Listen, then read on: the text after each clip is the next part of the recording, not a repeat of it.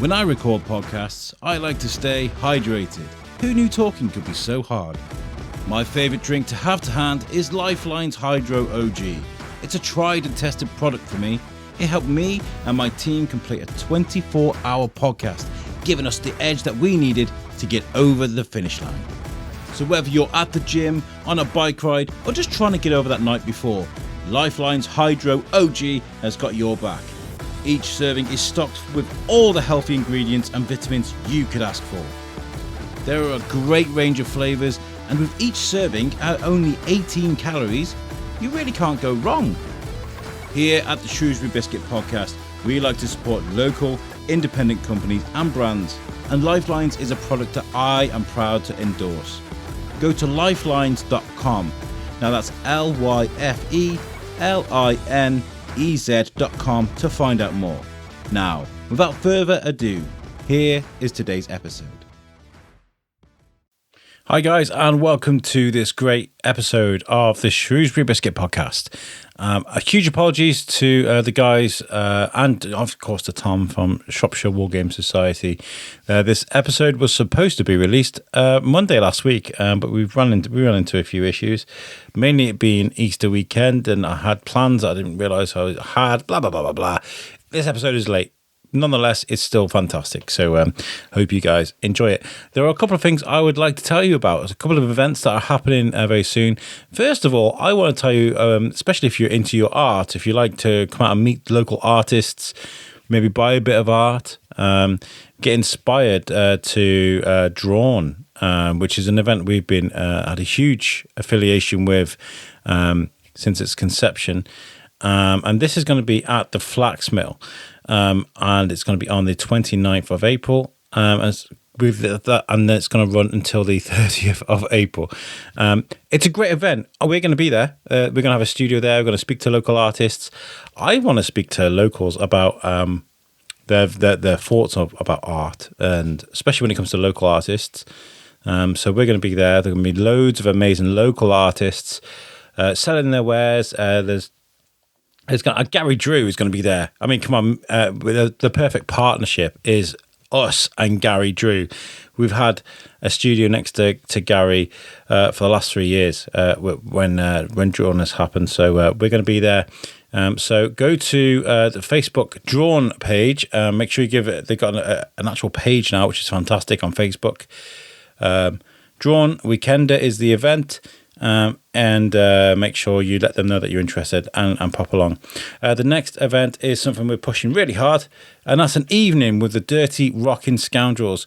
Again, we're going to be hosting the Q&A session with the Dirty Rockin' Scoundrels. Those guys, they are one of the best bands in the Midlands, and it's an evening that has been organised by Kate Vaughan to raise money for her London Marathon attempts. And she's going to be raising money for WizKids, which is a charity that enables kids to have access to wheelchairs and walking frames and things they might need to be mobile and independent. This is a very cheap evening. £10 is just the price for a ticket there. And it's going to be at Shrewsbury High School. So great venue, cheap price, great band, and I've been told it's a cheap bar as well. So that's an evening with the Dirty Rockin' Scoundrels on the 13th of May. 2 great events and a great podcast for you guys to listen to. Hope you enjoy it. I'll catch you on the other end. Peace out.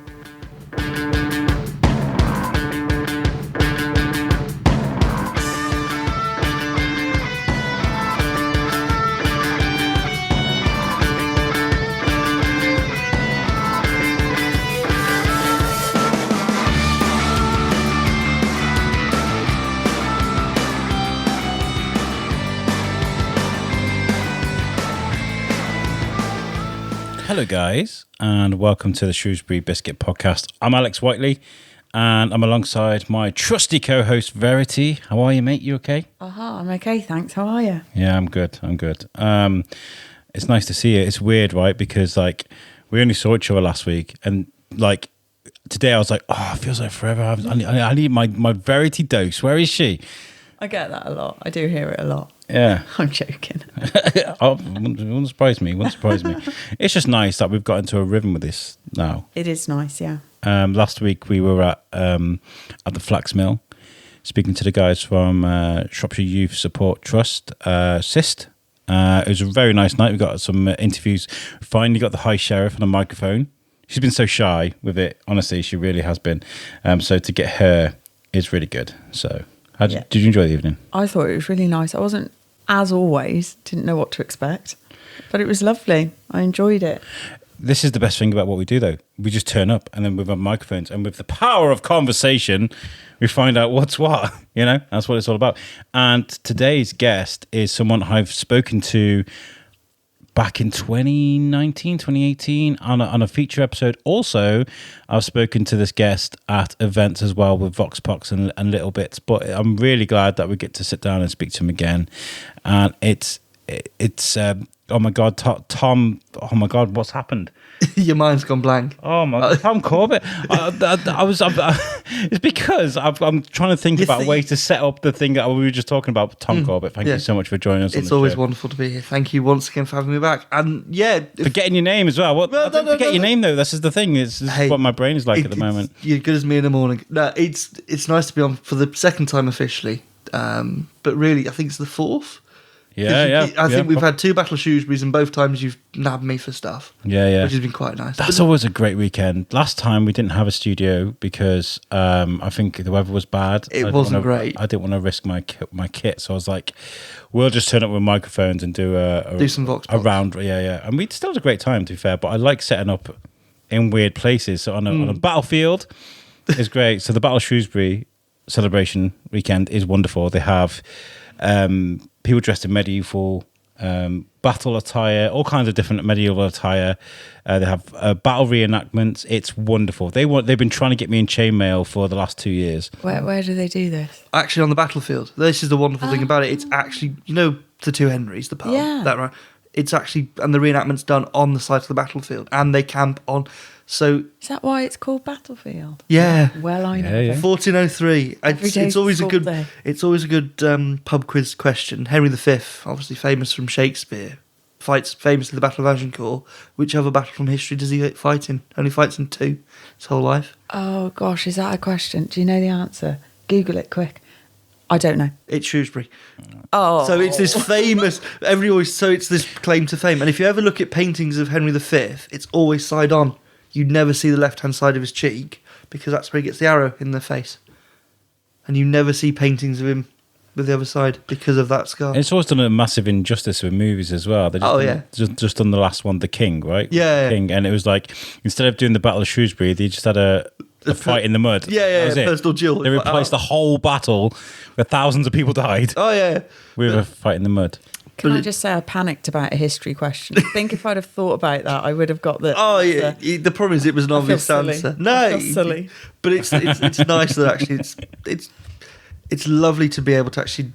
We've done war games elsewhere, all around the country and the like, and bits and pieces. And we've visited and travelled, but when you can actually do it on the site of the place where the battle was, and especially when it's your hometown as well. Yeah. And Matt Howarth has put so much hard work into it, and it's getting a really good gig. Matt Howarth. Big shout out to that guy. I was going to say, Love him to bits. There might be some plugs for that as well. He's just such a lovely chap that likes to batter people in armour. I mean, like he loves to get stuck in, and you go up to speak to him. He's like, "Oh, hello." He's very nice, very well spoken, and you're like, "Oh, wow, okay." And very nice guy. And then he's got a Warhammer and he's smacking you over there with it. It's like, just standard stuff. No, it's nice. It is good actually. Does anyone get hurt? Well, I've done battle reenactments, and most of my injuries were scars to fingers. But mine was 17th century, so the English Civil War, not medieval, and bits of First World War reenactment. But there's been broken wrists. Because that's what would worry me. The ones, if you ever really want to have a good laugh, is to watch the tournaments of night fighting.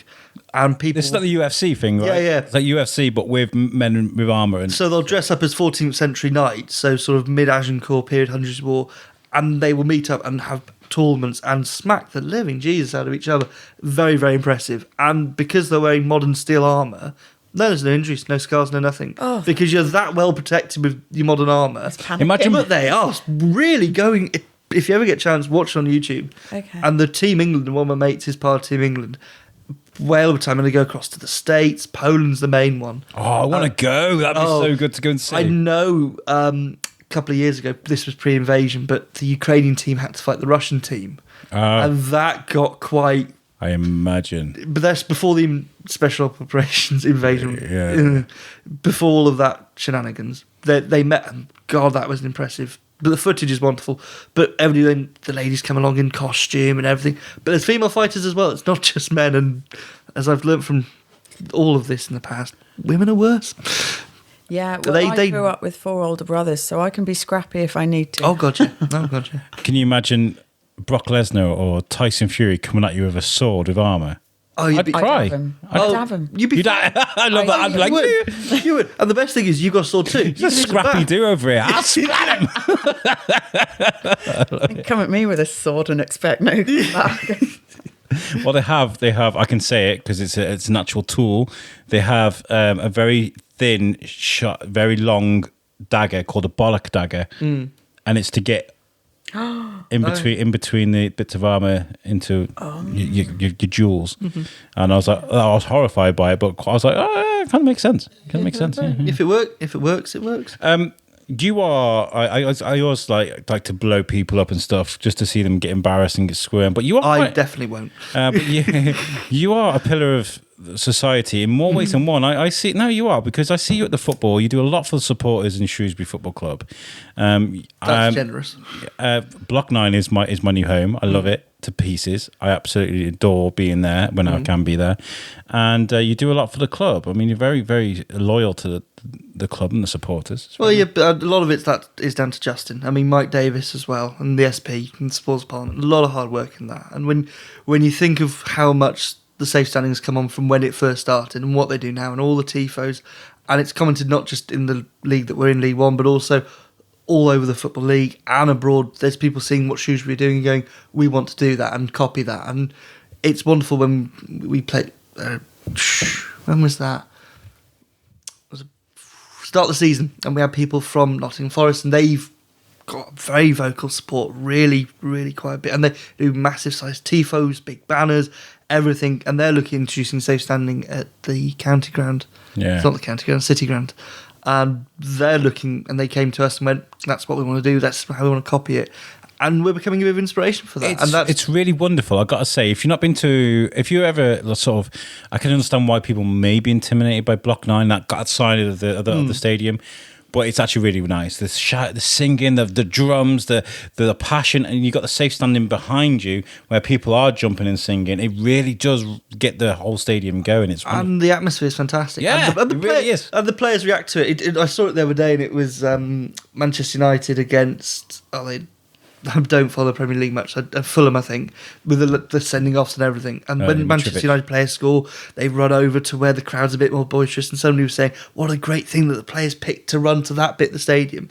If you're in Block 9, you get that every goal. If they're playing against they will run to it, and you've got that right in front of you, and you're seeing so many kids go along. And it's intoxicating for them. Timmy loves it. But you're seeing that goal, and then they run to you, they want to be... And you're like, and then part of it... And especially with safe standing, you can't fall over. It is generally really safe. And when we've been to a couple of away games this season, and it's still terracing, and Forest Green Rovers away, we scored, and then you have people falling on top of each other. Generally a worry, but there's no... That's why they ripped out the cop in Wrexham, right? Oh, yeah. It's just dangerous. God, yeah. Entirely. And, I had to basically grab onto the collar of one of the lads, otherwise he'd have gone head over.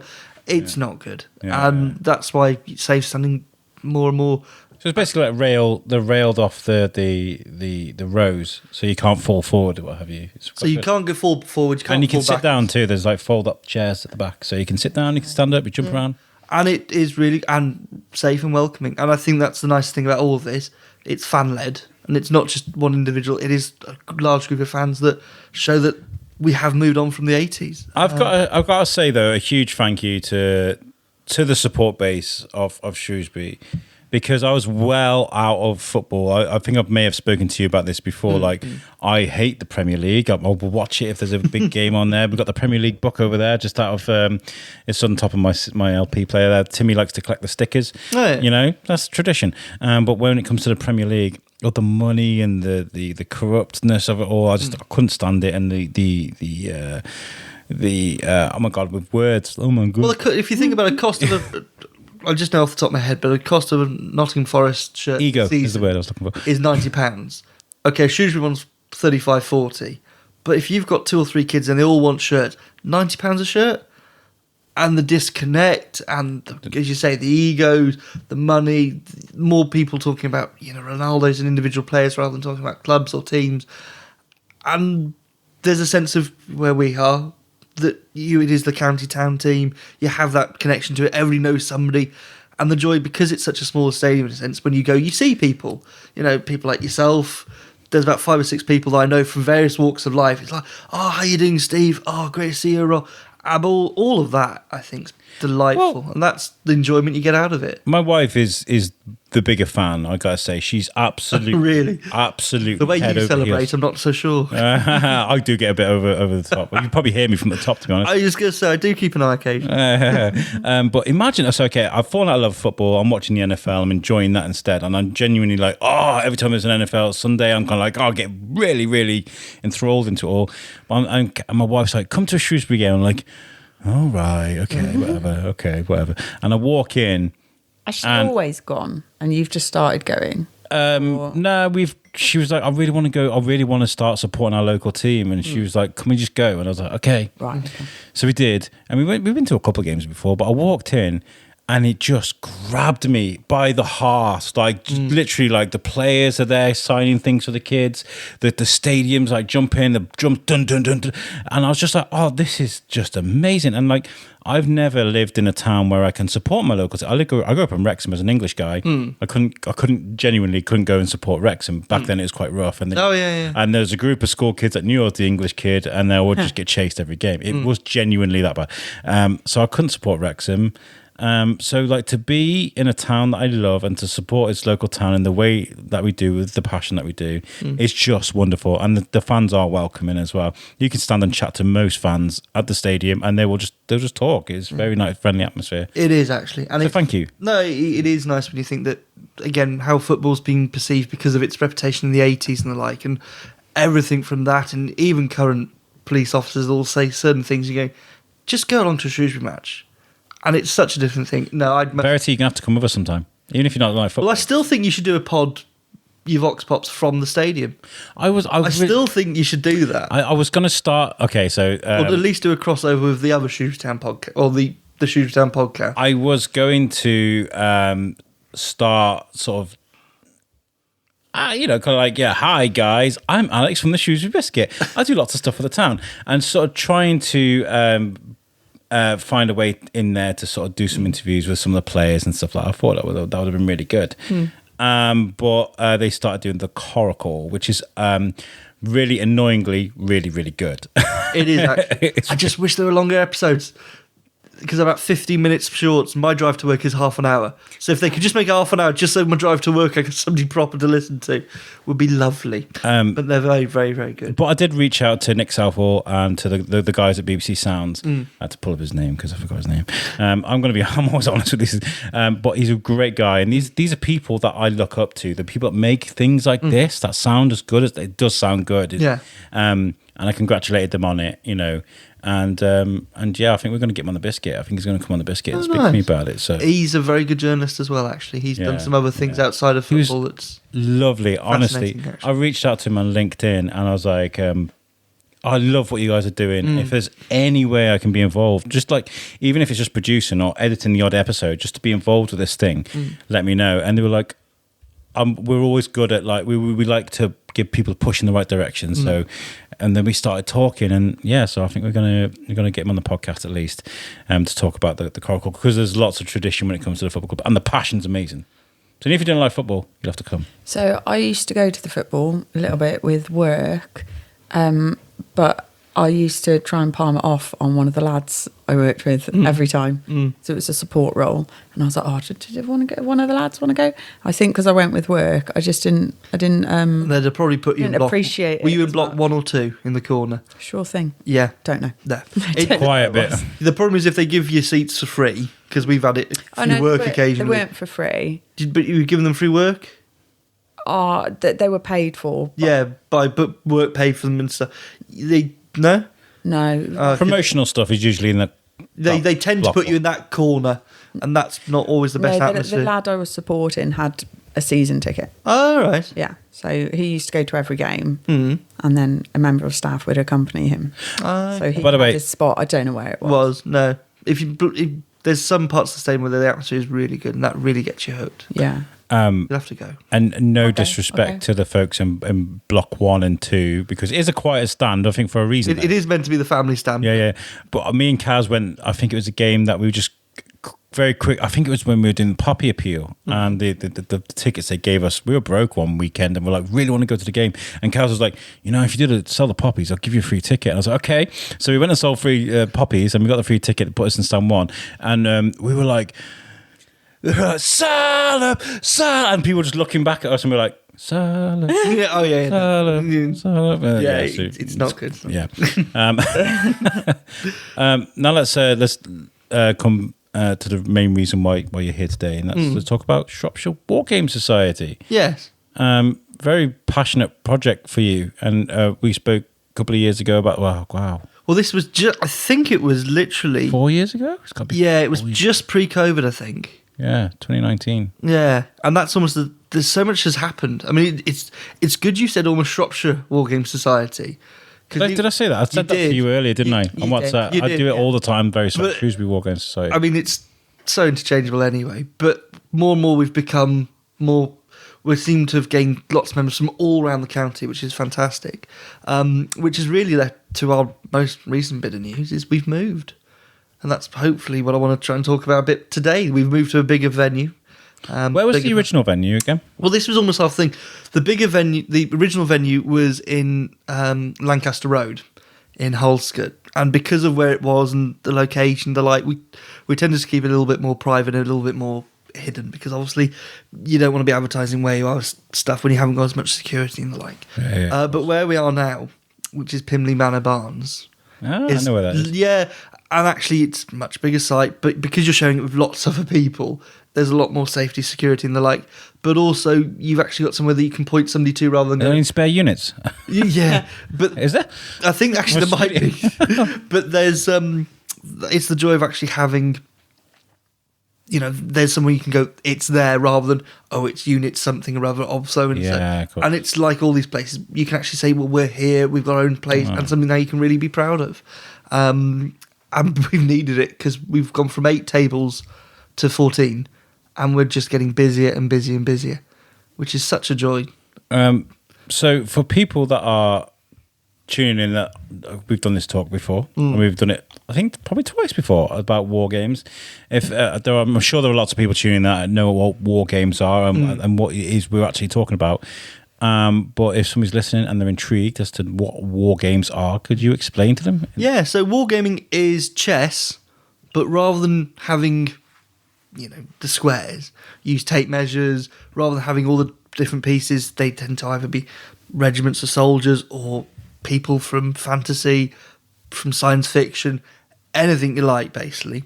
And rather than having rules of who takes what and the like, you roll dice and there's rules and there's certain things and cards and the like that make it more detailed. If you've ever walked past the Warhammer shop in Shrewsbury, you'll probably know what it's like. Where's that? So do you know where the music hall is? Yes. Literally, so come out the music hall, turn left, Yeah. go past what used to be Lock Fine. Opposite there. Yeah, by Abercan. So I said to Alex before about that. There was, again, when I worked in care a long time ago, one of the lads we used to drop off there on a Saturday, and he just used to go and hang out and spend 6 hours there. Yeah. Well, that's part of you as well. Yeah, well, that Warhammer is owned by Games Workshop, and they're the UK leading wargaming company, based in Nottingham, and they are, not just the UK, all around the world, one of the biggest. I feel like I really need to get involved with this. And I've said this before, I know I have, but I like board games. I think I explained to you before, my friend James Rose. Big shout out to James Rose. Jimmy, whoop, whoop. I haven't got my thing today. He used to host a Thorskin podcast with me. Great guy. And I remember one night, I was like, let's have some beers, man. Let's get some beers. And he was like, I'll bring some games. And I thought he was going to turn up with an N64 or something. Yeah. And he had an arm full of board games. And I was like, what? Board games and beers? The way What's good? forward. Oh my God, it was the best night I ever had. It's brilliant. It's generally brilliant. And that's the joy of it, that first and foremost, it's a sociable hobby. And in the same way other people play golf or the like and meet up, and I mean, there's beer, there's tea, coffee, whatever you want to drink, but it's more the fact that it's hanging out with friends and having a social and chatting. You know, you may not be gaming, you might be painting, you might be building, you might be modelling. I was going to say bits. that it's not just about playing the game and rolling the dice. No. What's the preparation that you do for it? Everything. So you can now, a lot more people are 3D printing, but you can mostly the models come in metal or plastic, and you build them, you put them together, you paint them, you base them. So you can. Some people don't even really play; they just build models, put them together, and then sell them because that's the pleasure they get from it. I will put them on display. It's fantastic. These are amazing. Intricate work. It takes a lot of, when you think it comes as a basic, blank bit of metal or blank bit of plastic that you've got undercoat, and you can do up to 3, 4, 5 coats and all the different things blending. It's almost like artwork in a sense, the way that you've got to paint. And the sets as well. The sets are wonderful. The terrain's one. Yeah. I mean, that's the bit I'm enjoying doing a lot more at the moment, is making the terrain. But it's your imagination. We've just recently gone to our local war game show in Wolverhampton, which is where lots of other war games clubs come together, put on display games, show off what they do, and we've just won Best in Show there. I was going to say there's competitions. There's competitions. Since speaking, we've won the one in the West Midlands, and then what show called Partisan, which is like the UK's best war game show, or there's 2 in the UK that are like viewed as the best, and we've taken a display game there and won Best in Show as well for having the best display table. Congratulations. Thank you. I'm sure that's a lot of what's nice about the Partisan one, is it's actually decided who wins Best in Show by industry leading people. So there's people who are really quite important in the industry, and they went, no, that's superb, that's stunning, and that's always pleasurable. But some people are very competitive with their wargaming. Some people just want to model and paint. Some people just want to play a game. Some people just want to sit around and talk history, talk politics, talk beer, talk whatever, and that's the real joy about it. And there's board games as well, role playing, everything. Do you know a lot of closet Warhammer or war games people? I say closet because I used to have a friend who, that's a derogatory term, but I considered a bit of a chav years and years ago. And we were having a beer in his house. He's not even a chav, but he's just someone I would never. No. And he was like, do you want me to show you my favourite thing in the world? And I was like, yeah. And he took me to his shed, and he opened this thing, and it was just Warhammer, wall to wall, thousands and thousands of figures, paint sets. And I was just like, whoa. And there's like all these sets and stuff all leaned on the floor. And I was like, it was a proper passion of his. This is the silly thing about it almost, that people look at nerdy hobbies, and I think especially for the last 10 years, if not 15 years, I know there's all, being nerdy is now a lot more cooler. I think almost, individualism is cooler than it used to be. You don't have to follow the trend anymore. You can be exactly. you, and that's what I love being a nerd. Talk me about Batman all day. Comic books, I love it. But I think it's about being you. And that's the most important thing. Oh God, yeah. And I think that's almost the point to make about it. That actually, because when you can then do wargaming or board gaming or role playing or anything like that, you're actually being yourself, and you're with friends, and you're not so worried about how you're looking, how you're behaving, or you're suddenly having pleasure in what your hobby and what your passion is. In the same breath that people who go to football again or anything like that. And no, I think the joy almost with wargaming is it's not necessarily who you are; it's what you're interested in, and you might be a chav, you might be whatever you want to be. I know it was the other day I was at where was I? And I was building some models, doing some bits, just having a coffee, and there was a group of 3 lads doing some wargaming, and you were looking at them and they were all in tracksuits and things. You're like, bit strange, but actually you thought no, because actually it's not about who you are, what you do. It's like no. And that's the nicest thing about it. What you like, you go. Yeah, and I mean the thing with Warhammer especially, or wargaming, is you all did it at school because there was your parents took you along, or there was the after school club, and the DT or the RE teacher did wargaming, so you went along to that, and then you dropped it, but you kept all your figures in a loft somewhere. And then when you got to about 25, 30, and you start getting a steady girlfriend, and you've got all the kids on the way, and they're like, you go, oh yeah, wargaming, oh that's. And you find a lot of people get back into it. And literally, we've been recruiting, we're actually not far from about 70 members right now. And a lot of it's been an explosion post-COVID, because over the COVID period, everybody has found or refound these projects and these hobbies because you've had time. Some people have been furloughed, had time at home and actually gone, well, actually, I've now got time to sit, paint, model, and do something a little bit different and a bit more disposable income that you can spend on these hobbies. How did you cope during COVID? Because you couldn't meet around the table. Well, personally, I had a great time. Which is horrific to say, but in so many ways I actually had a very good time of it. But in a way that's because, first and foremost, in terms of the wargaming hobby for us, because we're a wargaming club that you pay membership per month, you're not just a random collection of people who meet up and play a game and then go home again or play at each other's houses. We did Zoom meets, we did online meets once a week on the Monday night. We were then doing additional ones, calls. We actually made the effort to talk to each other. And because we've got a very active Facebook page and Facebook groups, we actually said, well, we're going to do this, we're going to do that. When COVID's all over, we're planning stuff, painting stuff. And because you can actually work towards a goal, work towards an objective, no, it's fantastic. It really was. I'm looking at some of these World War One figures, and they are wonderful. They are truly, the detail in them. It's just really. I'll take it. World War One, World War Two. You can't see. No, I can't. 14th of March, therefore. Yeah. I think this is magnificent. I love the effort you guys go into to make it look good, and I like to get. So okay, rounding back to my story about the board game nights that got thrown upon me by James Rose. We started playing a game called Zombies, and it's a game that you create a board as you go along, and that was very strategy based as well. You had to choose which square you'd go into, and then you'd add on to the map, and then you try and beat the zombies. And I was so blown away by this game that I think I'd genuinely enjoy it. I have a couple of logistics questions. Go for it. So I've got a few. Yes. You said you've got 14 tables now. Yes. So I'm trying to picture how that works. How many people do you have around a table? 2 to 4, maybe more. Okay. And are you in teams or do you work individually? It tends to be one side against another.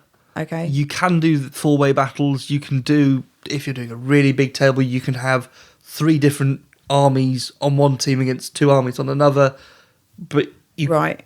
So, you've got sides. Yeah, it's usually one side against the other, but you can have a 3-way battle, a 4-way battle, as much as you like, really, especially if you're playing more 40k Warhammer 40,000 set in 41st millennium. They tend to be more 4-way battles or more sort of small scale. Okay. And how long do the games last? Usually from an hour to 3 days. You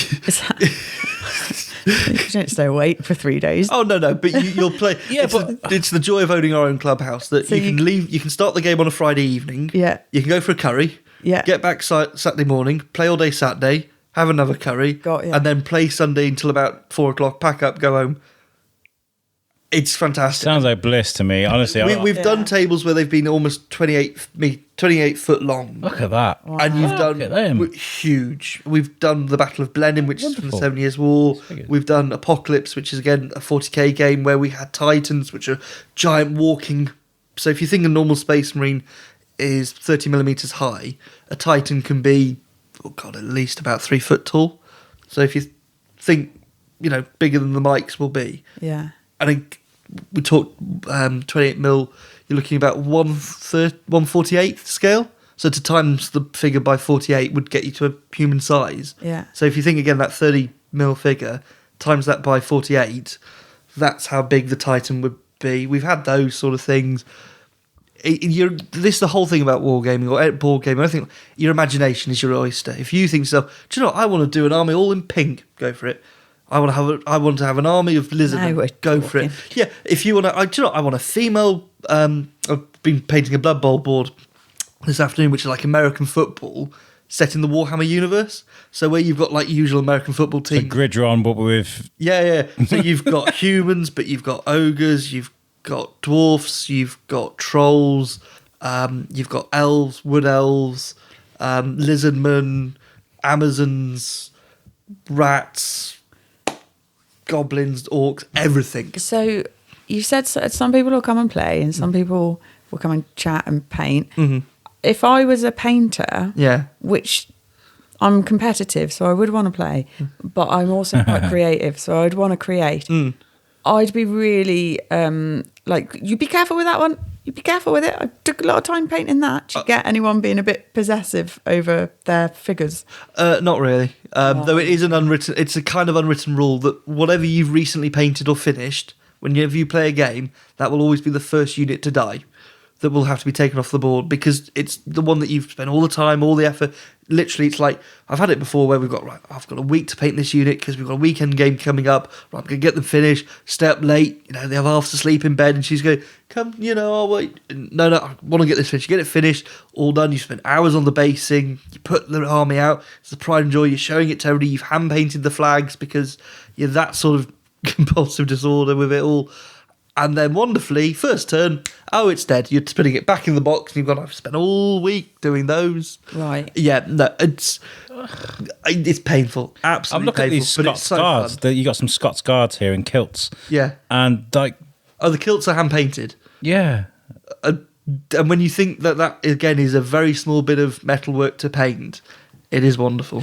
The work that goes into it, and it's not just a small unit. There was probably about 36 of those. Wow. Okay, so is it inappropriate? No, it's not inappropriate. I imagine this is a great thing for someone who's neurodiverse with a hyper focus. Oh, yeah. So someone with autism that might want to be like, hone in on something.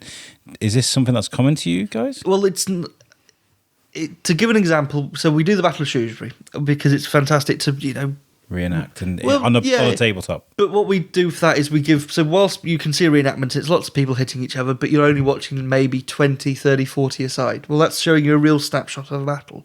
Until you've actually seen the table and seen the scale of what things look like, where troops are, and actually what the whole battlefield would have looked like, it gives you that sense of perspective. Anyway, and that's wonderful to do, and we've done stuff with the Regimental Museum in the past.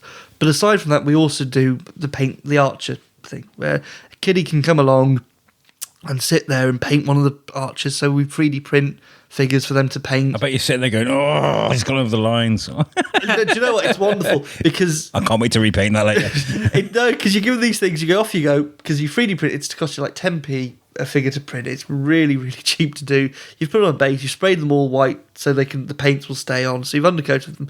And some kids, will plaster it pink or purple or what colour should the bow be? Up to you. I'm going to paint it red. Okay, cool. Off you go. No issue. Not historically accurate, but okay then. Mate, honestly, it's like, kid, off you go. You do, because the look on their face of concentration. And the one mother said to us the one time, he said, he has got some things and, he doesn't sit still. It's lovely that you're offering, but he won't be able to do it now. I said, well, no problem. Just, if he wants to sit down, because the kids already sat down, picked up the figure and the brush. And if he wants to sit there, no worries. We've got plenty of figures. It's not an issue. There's plenty of chairs. All right, she said, okay, well, you enjoying yourself, little Timmy? Oh, yeah, no. Kid is transfixed. And she's like, God, he's quiet. Yeah. And he sat there for a good hour painting, and he was neat. The precision he was doing, and you could see the concentration. Nice, lovely work, all the rest, doesn't matter. But she said to us, God, he doesn't sit still. Like, at home, he's got, again, it's certain things, and you go, we've all got aspects of that ourselves, and the concentration, he painted it, and then suddenly it finished, ran over and put the figure on the table, and went, Mum, I've painted the archer, and it... Brilliant, yeah, very much so. Yeah. And it's that whole thing of, there's the Warhammer store, you can find the figures on eBay, on Facebook Marketplace, off you go. And she came back, we saw, because that was first Shrewsbury, then we had COVID, and then the next Shrewsbury afterwards, she found us and said, he brought some of his figures that he'd bought to show us. And we were like, that's very... And she's like, no, thank you, it's genuinely held. Because then he can now concentrate. He sits, he focuses, and it's helping. I imagine that's his happy place. Yeah, and for some people it is that. I mean, okay, that's one example. It's quite an extreme example out of, because you have others, and they'll just slap the paint on. But when nobody thinks wargames is quite a male or masculine hobby, nope, girls will more than happily sit and paint archers and all the rest of it. And there's one company that will make Anna and Elsa figures for Frostgrave. Oh, and literally. And when we do display games, we tend to put them on just so the girls, oh yeah, it's something that they can recognise, because it's once you can identify with anything, you can then enjoy and you can understand it. And that's the whole thing, that wargaming isn't just, this traditional style of male, masculine dominated hobby. It is generally for everyone. It's because it's okay. You might find more the historical side of the hobby is a little bit more hard to get into, but certainly your sci-fi, fantasy, etc., other bits and pieces, because it's expression. If you want to paint all your Space Marines pink and give them purple boots, off you go. If you want to be creative and paint whatever you like and then play a game with them and have fun with them, brilliant. And that's the real joy about it. Yeah. And this isn't a new thing either. It's been around for decades, right? It's been around for a while. Wargaming really technically first starts in 1860. And it's actually the Prussian General Staff who invent Kriegspiel. And it's basically using maps and moving troops around. Many decades. Yeah. many decades. But wargaming, actually, H.G. Wells, the author of War of the Worlds, he was the major first wargamer. And what they used to do basically is clear out the front room, put the carpet down, and have little, like the Britain soldiers you see, they're all doing all the marching poses. Yeah. Like the tin soldiers, the really tall ones. Yeah. Yeah, those. He used to wargame with those and knock them down. Is that where the army men come from? It sounds daft, but the plastic army men you buy with 100 in a bag? Yeah, inspired by that. But what they used to do is throw marbles at each other's figures. This is 1910.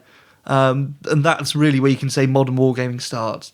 But what we know as wargaming really starts about 1960s, 70s. And again, Games Workshop in Nottingham, Wargames Foundry.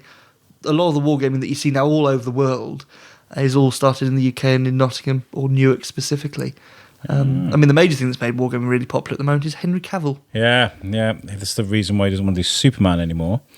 It's because he wants to start his own... He's now doing a Warhammer series on Amazon, which will be exciting. Yeah. I'm a bit gutted about that anyway. He was a very good Superman, wasn't he? Yeah, but I think that everything that Warner Brothers touched over the last 5 or 6 years needs to be burned with fire. Get rid of it all. I think I really can't wait for James Gunn to come in and just shifting cultivation. You burn down the forest to build new crops. But that's almost like you were saying. See the passion coming through. This is the key. But this is almost like you were saying earlier about wargaming being sort of a bit of a geeky hobby and a bit hidden away in the shadows. And then it's like Henry Cavill's actually really into, and I didn't know it. Yeah, again, I don't watch DC stuff, so he's massive into Warhammer, and you're like, oh, I didn't know that. And actually, there's so many. It's the daft thing about wargamers. You tend to find that actually they're quite normal, and everybody's got this sort of stereotype image of a lot of wargamers. You actually meet them. It doesn't tend to be so bad. They all tend to be married and have kids. See, there's a few things I haven't tried, and I really want to. One is I've said many times to Joel Smith, yes, Dungeon Master, let's go and play some D&D, because I've never played. Shout out to him because he's brilliant. He is brilliant. He's a great guy. Yeah, we need to get him on, because the way that he talks and the way he gets really excited is so amazing. He's so great. I've done a couple of his role plays. He's wonderful. Really, really, really brilliant. Big bushy ginger beard. When he sees me, he's like, "Oh, hello, Alex. Hello," and he comes and says hello. He's wonderful. So charismatic. I even did some role playing with him over lockdown. Did you? Yeah, brilliant. Really, really, really good. So I want to. We should definitely do D&D. Yes. Okay. And we should definitely do this as well. I feel like this will be my jam, and I keep saying I need to try it, but I just, my thing is I'll go, yeah, I'll try it, and then forget. So we need to organise. You're a busy man. I don't stop, honestly. I generally don't think you do. I ignored a TV shift. So today, I went to the gym. I came back, had some lunch, sat and watched an hour of Dope Sick, because I'm watching that at the moment. It was great. I was like, I want an hour to myself. Then I went out to House Coffee and I sat and I edited for like 2 hours. And in the meantime, I've got Marcus Bean saying to me, oh, I need to speak to you about something. Can we organise a phone call? And I was like, well, I'm free now for the next few hours. I decided to do some editing in House Coffee and the whole world just disappeared. I had like missed calls off Marcus Bean and I had to apologise to him because I was like, I'm free. And I'm so sorry, Marcus. That is when I'm in my zone. But I love doing what I'm doing, but I don't realise sometimes that I'm doing too much.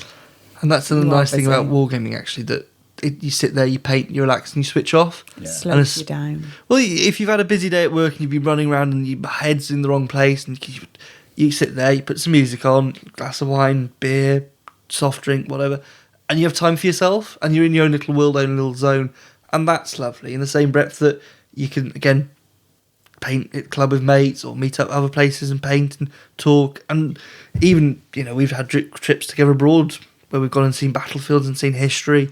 But even just meeting up and going to the pub after we've done gaming is nice. And I think there's so many hobbies out there with a nice social aspect that it's just another thing to, if it's something that you're interested in, to get involved with. It's brilliant. I started going to a board game evening in Telford at the Horseshoes, I think it is. Yeah, Telford Board Gamers, yeah. And that was really good. You just choose a table, you go and, you go in, you pay a couple of quid every week so they can buy new games and stuff. And then you go and you sit and you play board games, something you've never tried before. And in a pub. Yeah. And I know you got Nerdy Cafe, by the way. Big shout out to Nerdy Cafe. They do some great stuff there. But when you're with experienced board gamers and you can just go and meet new people, that's what Joel used to do. He used to do the board game meetups in Shrewsbury, didn't he? And I remember we were playing, was it Magic the Gathering? I think it was either Magic or it was a detective game where you have to find the killer. A bit like Murder in the Dark, but with cards, And there's these guys, I'm not going to say chat, but they're like, oh, what are you doing? What's all this about? Oh, board games, And I was like, no, look, so this is what's happening here, and those guys are over there doing this, and these guys are over here doing this, and they were watching for a bit, and they were like, oh, and they joined in. They were on the fruit machine, and they joined in way over time. Sometimes you just got to let yourself go. You got to let yourself go. But it's like you were saying earlier about the people who look a bit more chavvy, and then actually when they do something, you go, oh, actually, it's interesting. It's all about conversation. Yeah, all about very conversation. much so. Very much so. Which is why it's been quite nice being back on here again, because it's having that conversation. It's visibility. Oh, you're welcome back anytime. Yeah, but it's visibility about hobbies, really. Because I think there's so much where people see it and go, oh, I'd love to do it, but I haven't got the confidence. It's just coming along. Literally just coming along, and there's always open spaces. There's always people willing to give games.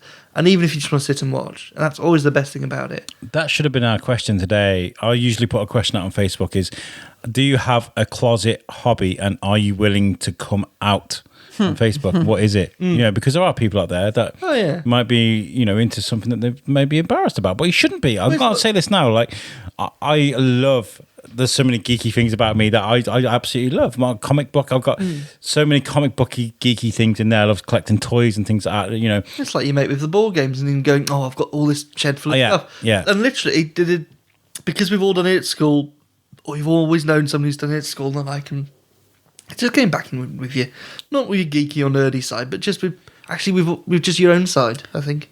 That's exactly, just being your own self. I think society will encourage us to judge all the time. I think as a or form opinions and stereotypes in your own mind. What gets really a bad rep, and I don't know why, but really helped me was The Big Bang Theory. I really like that show. I don't know what it is, but they got accused of stereotyping people. But I think what that TV show did, it made it easier for people to talk about their hobbies and the things that the nerdy things. That, you think about it now, geeks and nerds like myself, I consider myself a geek, are running the world literally right now. You think the biggest grossing movies of all time, the biggest grossing video games, board games, all of these things are created by people that enjoy hobbies. I genuinely think it's the return of Doctor Who in 2005. I think if you could, I think you need to. No, I'm joking. I don't, but I genuinely think Doctor Who coming back in 2005, it was suddenly cool to be a Whovian again. It's suddenly you could turn up to school and go, Doctor Who was cool last night, and everyone would go, yeah, I watched it because it was on BBC One. It was all, they made such a big fuss about it. It wasn't not cool anymore. And because again, growing up, Dad was a really big Doctor Who fan, so you had all the Dalek things, and it was that nerdiness installed. And suddenly you could go to school and go, Doctor Who, and everyone's going, oh yeah, and that's where I think it spiraled. Yeah, and things like Futurama and Rick and Morty, I absolutely adore. Absolutely adore it. And big shout out, Justin Roiland's just had his name cleared just yesterday, thank God. There's all that stuff in the press. Did you see that stuff in the press about him? No. There's lots of bad stuff. Yeah, but it's one thing that I enjoy, and now Timmy's enjoying it too. Things like comic books, Marvel, and DC. I love my DC stuff. One of my favorite characters of all time is Constantine. I love him so much. He's just a guy that can flatten Superman with a word. Do you know what I mean? And that's really geeky. I love that. I love that. Have you brought people out of their shells? I imagine there's lots of people that come on, like, oh yeah, what's this then? Have you seen that transformation? Oh God, yeah. You see, I mean, I have the same thing when I go to football matches. I like to think I'm quite a calm, reserved person. Then I go to a football match and turn into an animal. Quite literally. Not quite. Not quite. But I think that it's the same breadth where you see people who are very busy, very hectic. You know, you've got people who are high up in business or in very stressful jobs all over sort of the place, different sort of worlds of places. And then they come to a place like that and actually they relax, they switch off, and you see them actually turn into themselves where they can go, "Do you know, I enjoyed painting that and talking about stuff and having that set and actually having normal conversations, not going, oh, I've got a meeting tomorrow, I've got this coming up." And it really, step through that door and it's relaxed and it's good for your own soul, it's good for your own mind, it's perfect because it really lets you be you and you're not having to think, oh, I've got this tomorrow, I've got to be up early in the morning, and you might have to be somewhere at 8 o'clock tomorrow morning, but you'll stay till 12 because actually you're amongst your friends, you're amongst people you want to be with, and you'll make that effort because actually then when you're having a terrible time at work the next day, you go, that last night when I did that manoeuvre, when I deep strike those Terminators, that was good, that looked good, and played on a pretty table, nice board, nice terrain, nice scenery, good company. It all comes together. That's what you want out of a hobby, isn't it? To be able to sit back and go, happy place, yeah. Yeah. I always feel so much better after going to watch Shrewsbury play. Yeah. Because I let off a lot of steam. I'm shouting, I'm singing, I'm jumping around, and I love that. There's a lot of atmosphere around you as well. That place has made me tear up so many times. And I've only been watching this season. Yeah. Like, I bought a season ticket for next year. Have you? Yes.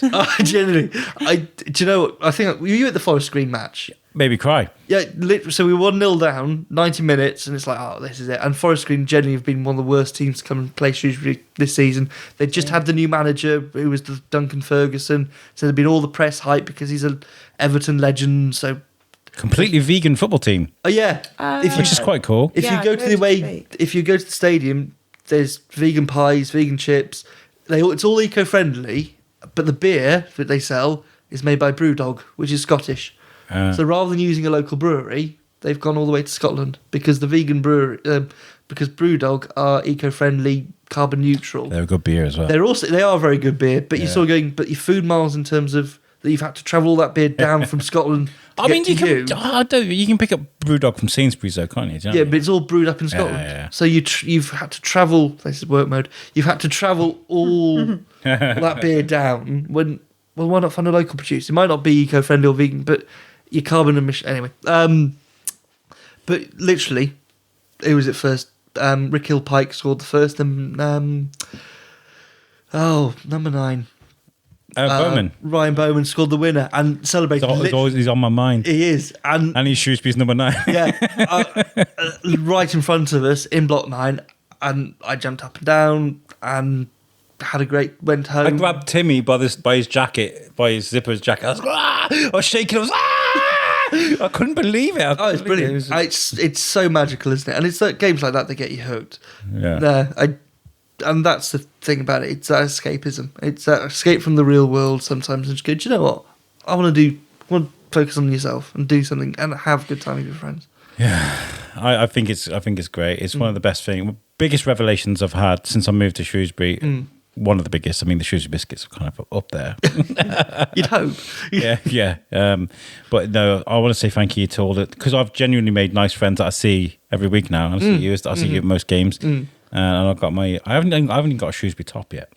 It's not Alex. It's not on top of my expenses list. I'm always like, I've got some new microphones over there that I've bought rather than. Get yourself on Facebook Marketplace. You'll find them, or on eBay. The modern ones are actually quite cheap. Yeah. Okay. Well, you can hook me up with. I love it though. I really do love it. And if you do see me at the game, come say hello. Say hello, because I do want to start doing some stuff with the club, especially the foundation. Yes, the work Jamie does is fantastic. Yeah, Jamie's great. I remember I went there to interview Dave Prince and Paul Bennett from 90s Revival because they were doing a thing. I wasn't even going to the game. I was going to get some footage for them, the Capella stuff they did. It was great. And I saw Jamie said, "You want some tickets?"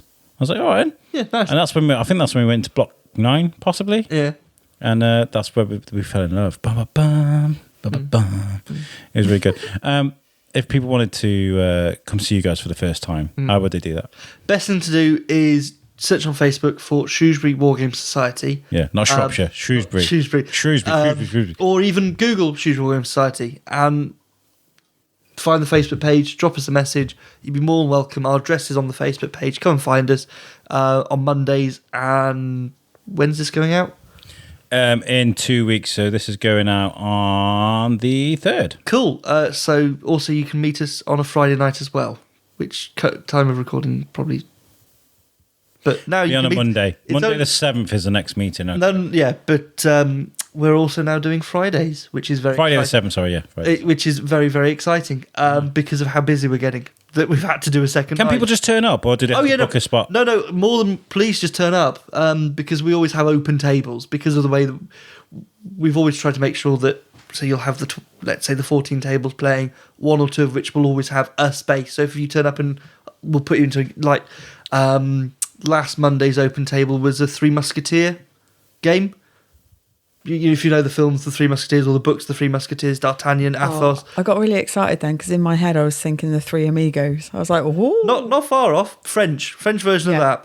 But literally, we had 2 new people and they went straight into being Musketeers or Cardinal's Guard or everything. And Can you create your own universe for things? Can you do that? I mean, because like... Well, we're very fortunate that one of our members, Rich Chappelle, is a game designer.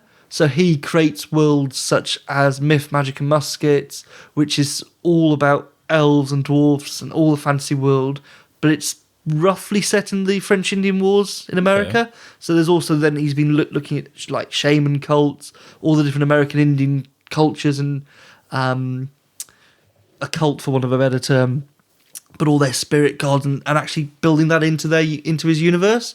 So he's taken real world and also then fantasy and merged it together. He's done a version of... The easiest way to describe it is like a Game of Thrones, but not, obviously, copyright. Yeah. But he's done a version of that and all the Shattered Crown. And it's like an elven civil war. That's fascinating. But that's the joy of the club. Because we've got now up to the 70-member mark, you've got 1 or 2 game designers, people who write their own rules for different periods, different settings. People who create their own figures. We've got people who sculpt, people who make the terrain. We've got one chap, actually... He works and he makes, for his business, he prints off buildings and prints off models. And wow. Handy to have. It is actually. Yeah. But that's the whole joy about it. Actually, some of it just looks amazing. You're limited only by your imagination, and if you generally want to have, let's say, an army of pugs, yep. An army of pugs, I love that. Yeah.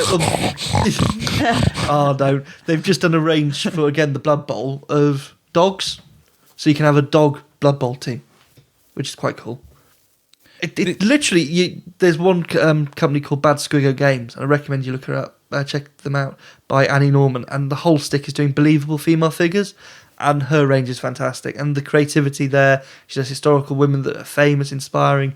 She does fantasy, sci-fi, post-apocalyptic, everything. So even things like The Last of Us, people have done a war game for that. Oh, right. Okay. Oh, yeah. You can. That's a big franchise, especially now. Yeah, there's literally anything you see. There's probably somebody going, and it's not. And this is almost something to say. It's not just war; it's anything. And that's like with the board games. You can do anything you like. Well, chess is a war game. You know, it's one of those things that it's strategy gaming. Yeah, I'd be interested in like the reenactment of Waterloo or those kind of the Imperial Wars. Yeah, I love that. I love that to death. Waterloo took 3 days. We did that, and that. But I like this Warhammer stuff. I like the sets for Warhammer. The tabletops. They're wonderful. They really are.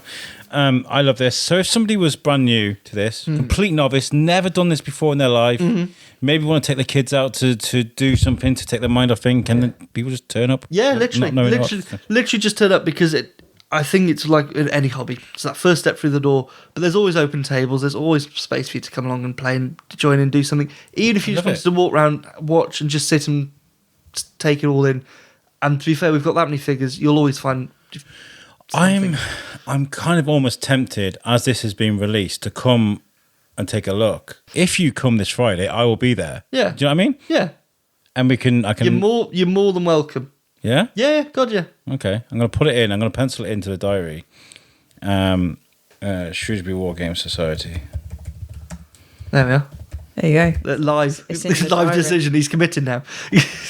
There you go. At what time? 7 o'clock onwards. 7 o'clock. Till about 10, 11. Penciling this in. So if you listen to this now, guys, I'm going to be there.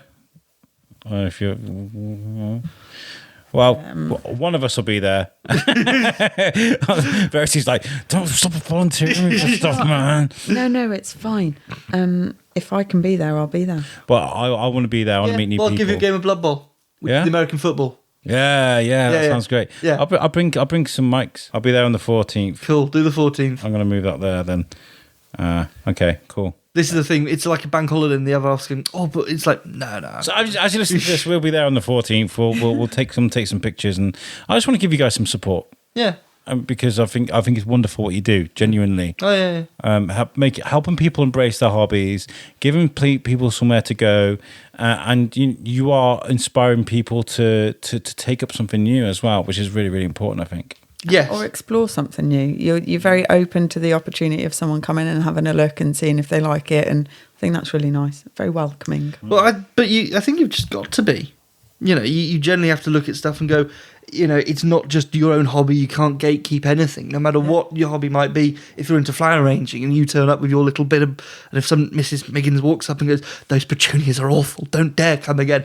You know That'd be sad. that probably happens.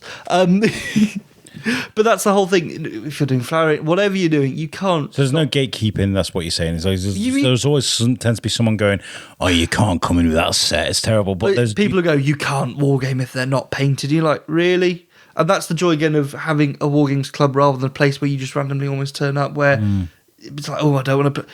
Because you're all a group of friends, or you'll soon become part of that group. You can't have cliques. You can't have people going, "Oh, well, that's not." You might walk across on a club night and go, "Oh, they're playing some Star Wars." Does nothing for me personally. I never watched Star Wars growing up, so it does absolutely nothing for me. It just doesn't. But it's a pretty thing.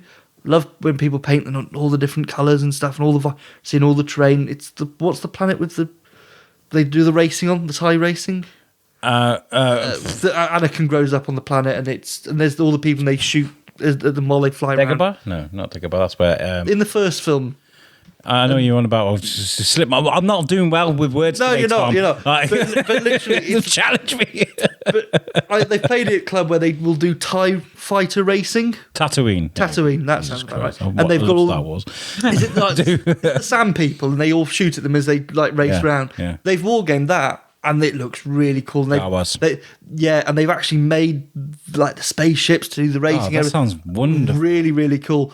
I'm looking, going, there's nothing for me, but it looks really awesome. And they go, "Oh, do you want to come along and play?" And I said, "Oh, fair enough, I'll come along and play it next week." Again, it did nothing for me in terms of the setting and stuff. But I want to play the Star Wars one as well. Well, the best one I've actually seen of this is Lego. So they did Lego Star Wars. But what Lego? How does Lego play into this? Because rather than using metal models or plastic models, like the Lego minifigures, you just use those instead. So people have done Lord of the Rings wargaming. Because you could have that sounds thousands. Cute. Oh yeah. The problem with Lego is, of course, it's more expensive than actual wargaming figures. It's more expensive than gold. Oh yeah. It's actually absolutely more expensive than gold. Oh yeah, but I've seen people who will do. They do not Lego ranges, and they'll actually do Napoleonic figures or World War I figures or Star Wars or Lord of the Rings, and they'll play games using Lego figures, and that's brilliant to see. Again, it's creativity. At the end of the day, it is a piece of card that you are telling me that is a unit, and you're just rolling dice around that. It could be whatever you like. You can use what are they called? Oh yeah, tiddlywinks. Yeah. You can use them and be like, right, this is a unit of 500 soldiers. Yeah, literally. Bam. Oh yeah, It's all the fact of we've basically taken a piece of card and we've made it pretty by putting something on it. Yeah. You might as well use blocks of Jenga. I've seen people use blocks of Jenga to wargame. Because as long as you display one side red and one side blue, it could be whatever you like in it. It's crazy. I used to spend days, not completely days, but I would spend days on a campaign for Total War. Oh, I love Total War. Total War is amazing. So this is why I think I love this. And I'd love to come along. So the 14th we'll come along. Yes. I'll bring a camera, get some photos, meet some people, and give you guys some support. Well, this has been great, honestly. No. Well, it's been the whole thing about moving to the new venue. It's finally letting us actually really expand and really sort of take it to the next level and be a really good place to wargame in Shrewsbury, which has been wonderful. Yeah. Meet so many more new people. But it's been nice to meet you today. Yeah. And if I can come on the 14th, I will. More than welcome. Thank you very much. Yeah, No problem. there's not much we won't cover with the Shrewsbury Biscuit, but I love this. But it's the whole joy for me, actually, of the Biscuit podcast is the fact that you generally, it isn't just about what interests you, it's what interests Shrewsbury. And there's so much, and there's so many things that you could talk. Everyone always thinks their individual towns boring, and then you find out people come on holiday here. And have you seen recently there was in the Sunday Times, visit Shrewsbury, it's got all these things. You're like, Shrewsbury? Really? And then actually you view it from the tourist point of view, you go, yeah, there's so many fascinating groups, societies, things to do. It's brilliant. And it's beautiful. It is beautiful. It's funny you should say that, because I was chatting to Verity last week. Well, this week, I've got an idea where Shropshire, I want to find out what are the best parts of Shropshire. Yeah. What are the best tourist places? We take it for granted, I think, don't we? I want to take a camera and explore this properly. And I feel like there's so many places we can go. And it's hidden little gems like, what's the place in Telford? Wonderland. Yes. Little things like that we can go in and with the kids, or there's obviously there's Ironbridge, that's the popular one, but what are the little things that are little hidden gems in Shropshire? I mean, there's Ludlow Castle, people love Ludlow Castle, but what are the places that need... Church Street and Cardinal Hills, they're always beautiful Yeah, for walking on. And all the wild horses up there, it's wonderful. Yeah. Drove up there once, and literally could you hear this drumming, and I was like, we're in the middle of nowhere, it's up on the Cardinal Hills, why am I hearing drumming? Got to the top, and there was one lad with his van, and he'd set up his drum kit. And he was drumming and he had a couple of horses standing not by it, just watching. I was like, all right, fair enough. I love driving over there and coming across those horses. They're stunning, aren't they? Yeah. I like to think they're all my friends. We see, this is all battery powered. We could literally record a podcast at the top there. Oh, I was like, what are you getting at there? Podcasts from different views, podcasts from the top of the Wrekin. Yeah. That's we got wireless. We got new wireless mics. Oh man, from the top of the Wrekin would be pretty. Let's go and do a podcast on top of the Wrekin. Let's do it. I'm there. Let's do it. I won't be. I'm not climbing up there. I've done it once. It's too far to walk. Not lazy. This has been great. Guys, thank you so much for tuning into this podcast. Tom, thank you so much for coming. Thank you for having me. And again, check out the Facebook page. More than welcome. And Shrewsbury Wargames Society. I'm on there now. There's some great pictures to look at. There's the plug. We've talked football and everything else. Yeah, we've talked everything. Verity, have you got anything to add before we get out of here? No, I find it really interesting. Thanks for your time. Never a problem. Yeah. Right, okay. We'll catch you guys next time. Let's just go, because I'm running out of things. I'm running out of gaps. I got your name wrong at the beginning of the show. I'm forgetting names of things that I know and love. So let's just go. Cool. Peace out, guys. Thank you very much.